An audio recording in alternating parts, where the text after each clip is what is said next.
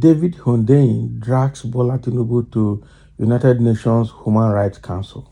Oh boy, this issue is still strong. I'm sure because of the threat to his life, he is now taking it up to the highest level.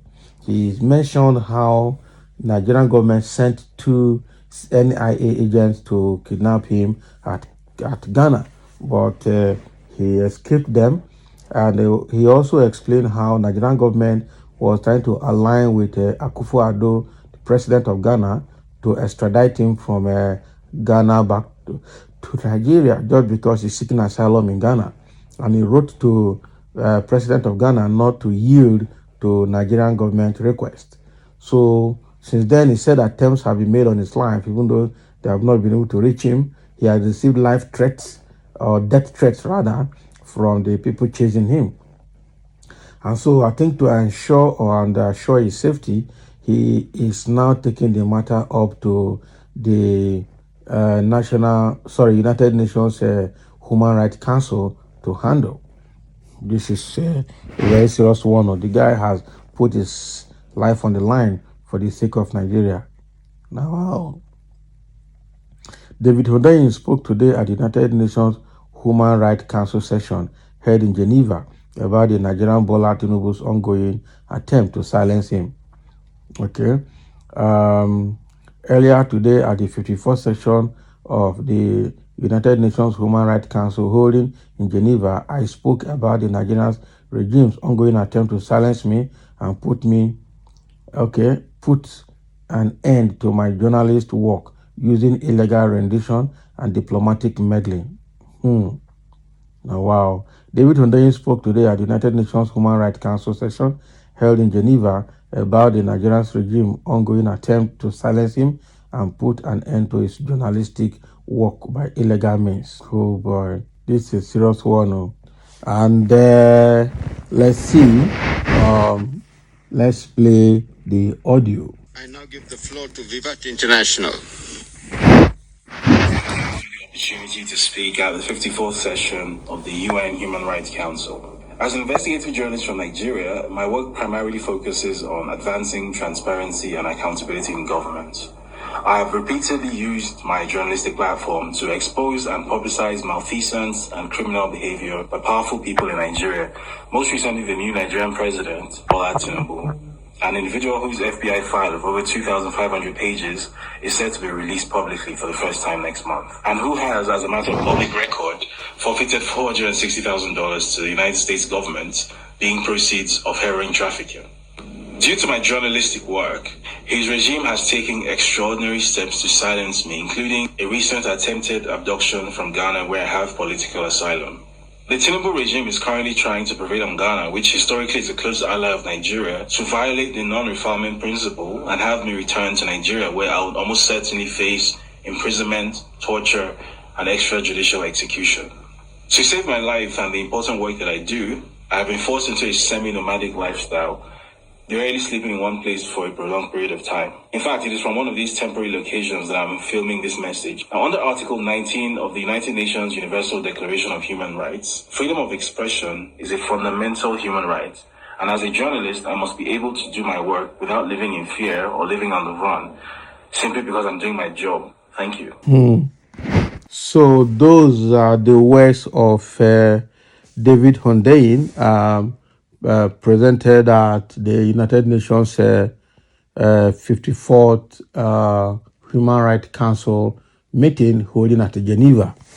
Okay, and so I think with this, the United Nations Human Rights Council should be able to grant him the kind of safety and security he needs, or probably a better asylum somewhere outside of Africa for his own safety.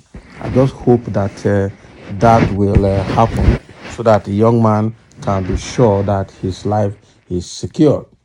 And so some people are already making comments here, say education is best. I tell you, and the guy is actually not doing badly. He's a very smart, young, intelligent man.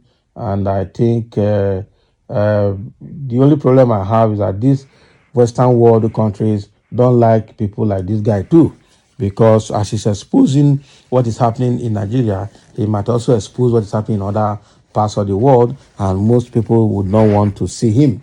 But because again, Western world will want to be dominating Africa forever, anybody that is speaking out the truth will actually be given chance to air his view, or will not be, be welcome like that for such a level of support.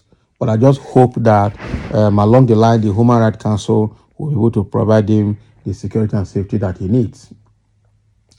So somebody is saying here, say, David Hundeyin, your toxic tongue and brazen hatred for Yoruba race will lead to your total demolition and destruction of whatever you represent. It shall never be well with you and your household. Disgrace will be the portion of you and your likes. Deranged fellow. Can you imagine? Somebody is insulting him. Another person replied on his behalf. I keep wondering what some Yoruba guys are commenting in this post. Are they in Nigeria or not? Even when the evidence is crystal clear. Fear who not fear, Abi. And somebody saying, arrest anybody talk anyhow or insult president when OBJ or Jonathan, you don't talk anyhow. Buhari and Tinubu are allowing people to insult them anyhow. Criticize government constructively, not insult nobody. Okay? Not insult. Nobody can try such nonsense in US, England, China, or any other developing countries. Okay? It is time Tinubu should use iron hand on some bad elements in Nigeria. This is what this guy is saying. And they have insulted him straight away. Because this guy, I don't understand why he's, but if he's in Nigeria, just like somebody is saying here, some of these people commenting, supporting these people, if they're in Nigeria, then it's very bad of them. They're not in Nigeria, then they need to go to Nigeria and see what is happening there. Because Nigeria is actually a very toxic place to live in right now. And this toxicity is generated by APC government, got worse under this current APC administration. And Nigeria is becoming unbearable for so many people now. People are running. People are even running to even neighboring African countries to tell you how bad it is. As always, I don't know what APC is turning this country into. It is as if we are running military regime. Nobody can speak against the government. This handwriting on the wall is becoming too bold for all of us to read. Even the ones supporting Tinubu, this democracy is gradually turning to autocracy. Abi? That is how bad it is. So that is how bad it is. Somebody says, is it hatred that made him to go and forge certificate? I don't really understand the way some people like you reason. When Miss Oma forged certificate, everybody was on her neck.